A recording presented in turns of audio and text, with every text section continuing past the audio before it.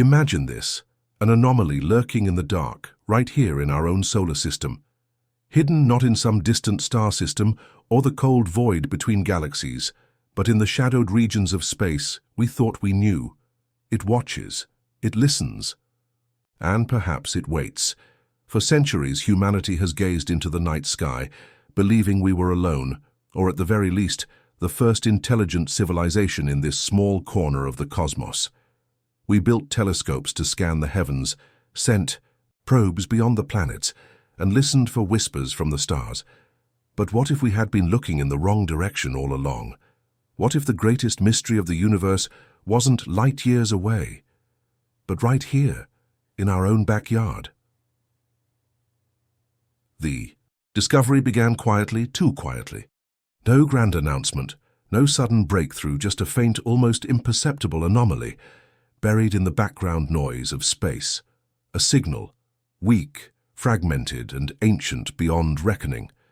It was first detected by a deep space observatory on the outskirts of Earth's defense grid, an unassuming facility monitoring cosmic radiation and interstellar phenomena.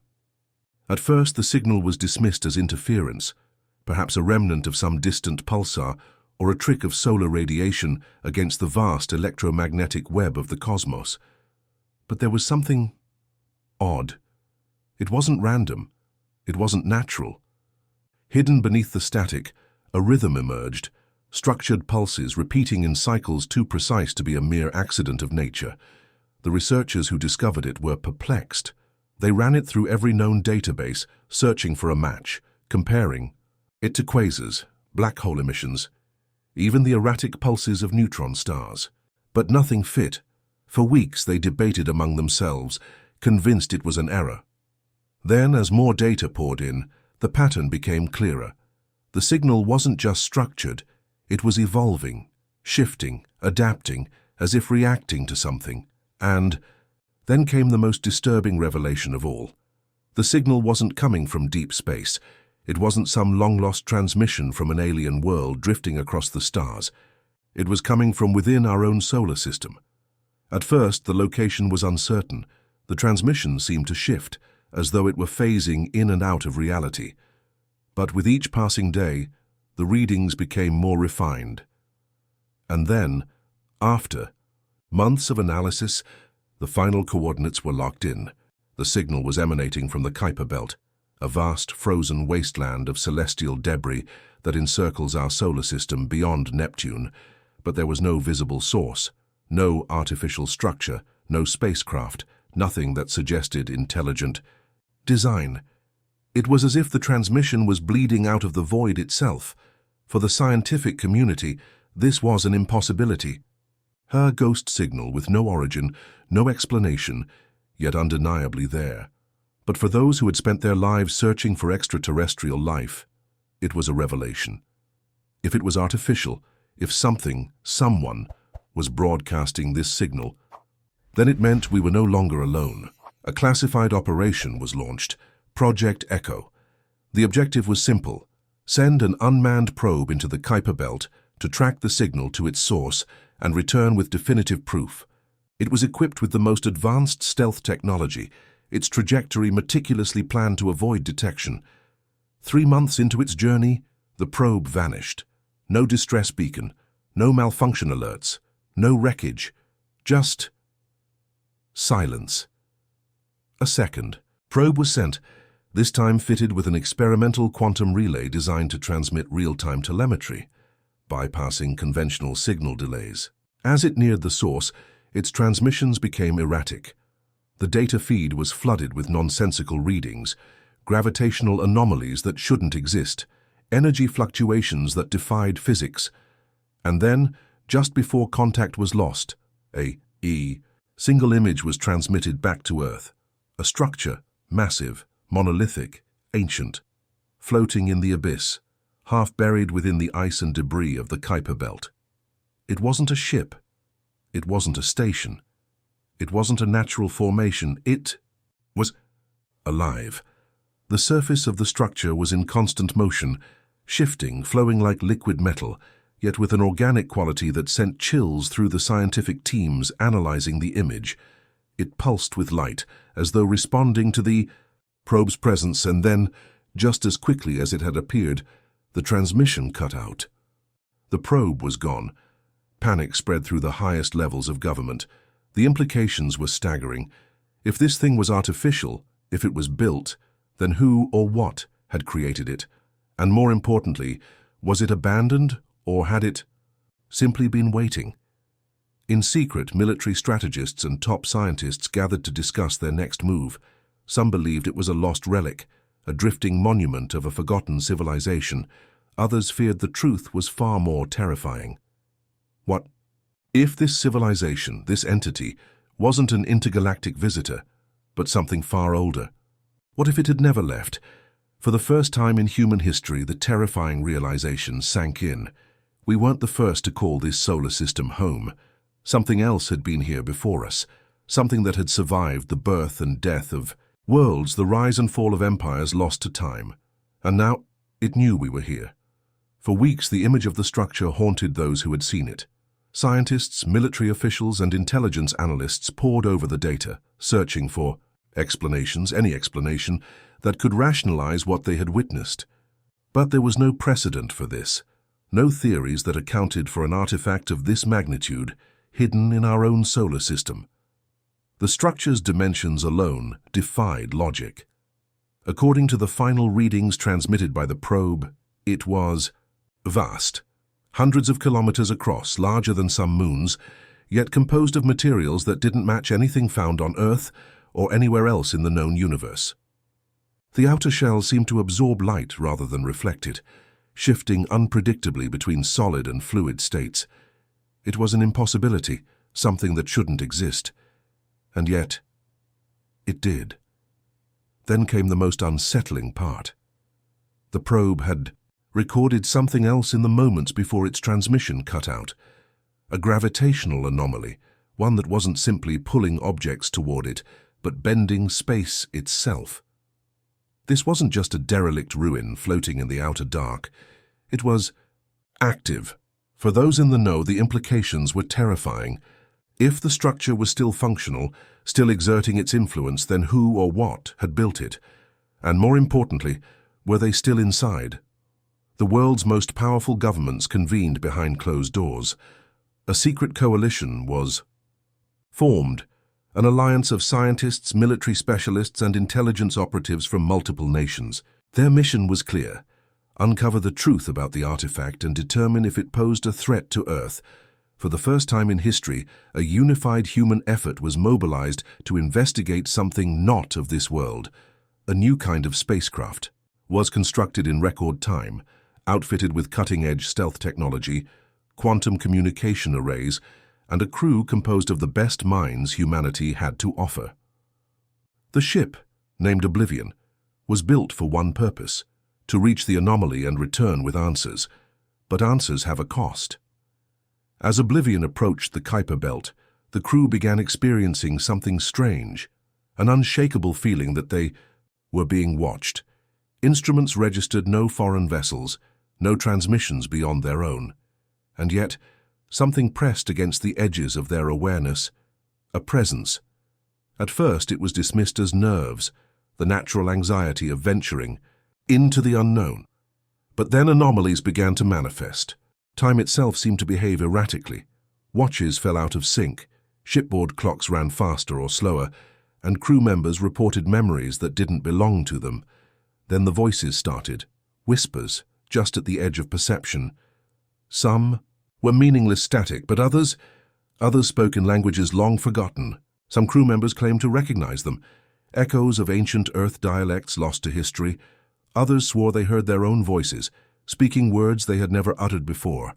The ship's AI attempted to isolate the cause, running diagnostics on all systems. There was no external interference, no signal breaches, nothing that should have caused such phenomena. But the closer they got to the structure, the stronger the voices became. Then, they saw it with their own eyes. Emerging from the darkness, half buried in the ice and debris, the structure loomed before them. Its surface rippled like a living thing, shifting in ways that defied physics. Towering spires extended like skeletal fingers, reaching toward the void. The ship's exterior scanners struggled to make sense of the material composition. No known element matched what they were seeing. And then, without warning, the structure moved, not a simple drift or orbital shift. It twisted, reconfiguring itself, reacting as though it had finally noticed their presence. And then, before they could react, a transmission erupted from it, raw, unfiltered, and deafening. It all bypassed every security system, every firewall. The ship's computers were powerless against it, and in that moment, every crew member heard the same message, a single phrase, spoken in countless tongues. You were never meant to find us. And then, the nightmares began. Over the next several hours, the crew suffered hallucinations, visions of places that didn't exist, civilizations rising and falling, entire species consumed by something ancient, something vast. They saw Earth, before recorded history, before humanity had even evolved, shrouded in storms and darkness, watched over by silent, unseen architects. They saw themselves, standing where they had never been, speaking words they had never known. Reality itself seemed to fragment around them, bending under the weight of something greater than their minds could comprehend. And then the structure began to open.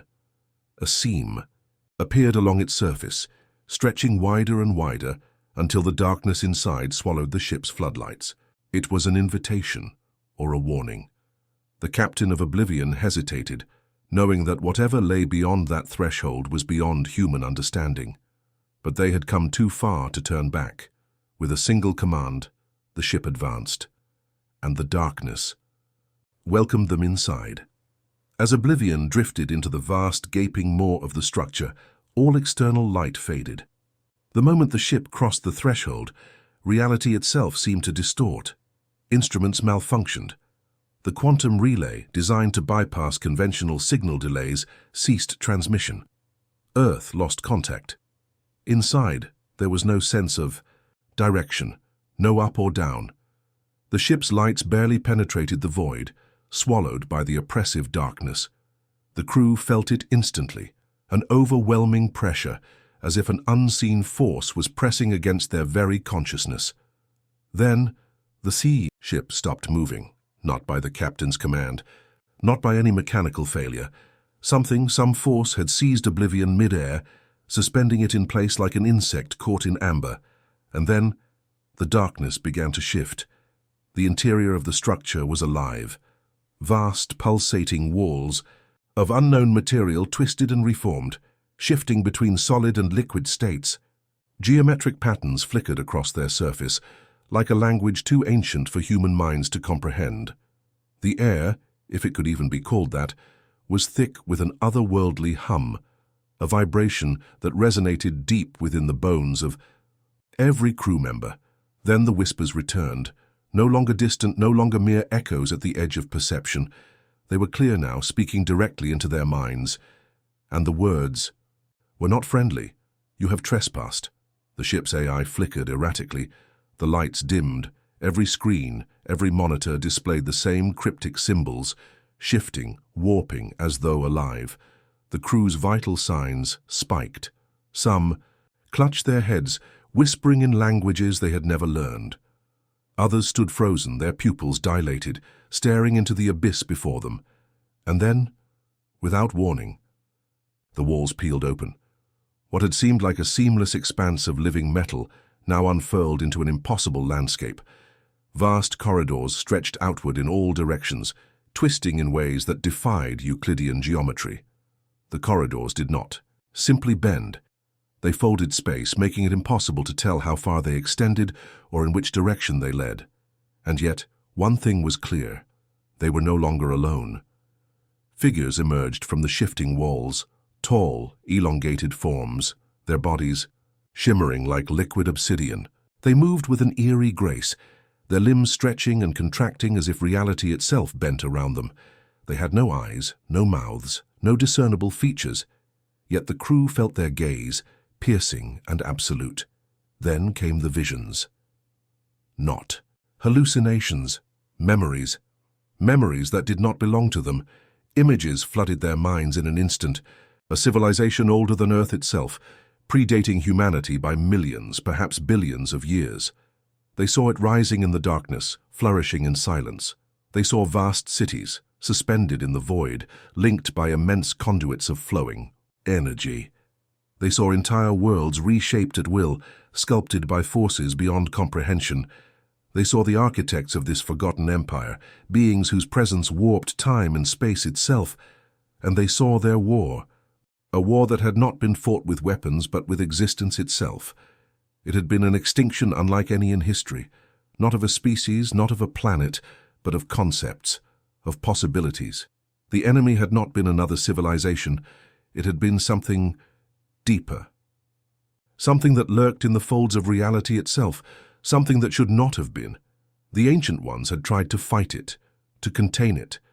They had built great structures, prisons woven into the fabric of space-time, and this structure, this impossible living monument buried in the Kuiper Belt, was one of them. Not a beacon, not a relic, a tomb, and the moment humanity found it, the moment oblivion crossed its threshold, the tomb awoke. The figures surrounding the crew did not move, did not attack. They simply watched, waiting. And then the ship's captain heard the final message, spoken not in words, but in raw, unfiltered thought, an imprint left behind by the civilization that had once ruled this domain. We are the last.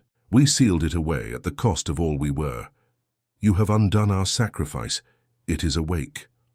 And then a low guttural sound echoed through the structure. Not a sound of machinery, not the hum of an engine, something else, something alive. The walls convulsed, the shifting corridors began to unravel, and the darkness, which had been silent for so long, moved. The crew felt it before they saw it, a presence so vast, so incomprehensible, that their minds could barely contain its awareness. It wasn't just intelligent, it wasn't just ancient. It was hunger, a hunger older than the stars, a hunger that had waited in silence until now. The captain didn't hesitate. They turned to the ship's AI, issuing the command to initiate emergency evacuation. Oblivion's engines roared to life, except they weren't moving. The unseen force still held them in place. The darkness closed in. Then, against all logic, all reason, something helped them. The shimmering figures, the last remnants of the forgotten civilization, raised their hands in unison. The ship jolted, violently propelled backward as if flung by an unseen force. Oblivion was ejected from the structure, sent hurtling through the corridors as the walls folded in on themselves. As the ship was cast out into space, the entrance to the structure began to collapse. The darkness within writhed in protest, tendrils of inky void clawing at the threshold, but the gate was sealing once more. As the crew gasped for breath, the final transmission came through, a single thought pressed into their minds by the beings who had saved them. Forget this place. Forget us, or it will find you. And then, in an instant, the structure disappeared, not in a flash of light, not in an explosion. It simply wasn't there anymore. The ship drifted in the silence of the Kuiper Belt. Every system had reset. The AI was intact, but the coordinates gone, as if the structure had never existed, and yet each crew member knew. It had. They had seen the truth. They had awakened something that was never meant to wake, and now it knew about Earth. The mission was classified, every record erased, every memory sworn to secrecy. The world would never know what had been found in the depths of our own solar system, because some truths yet are too dangerous to be known. But even as they left the Kuiper Belt behind, one final question remained. If the Ancient Ones had built tombs to contain this thing, this impossible hunger, how many more were out there, and worse? What happens if one of them doesn't stay sealed? Do you believe we are truly alone? Or are we simply too afraid to acknowledge what lurks in the dark? Let us know your thoughts in the comments below. And if you want to hear more cosmic mysteries like this, make sure to like, share and subscribe to XenoChronicles, because the universe is vast, and the greatest horrors are the ones we have yet to uncover.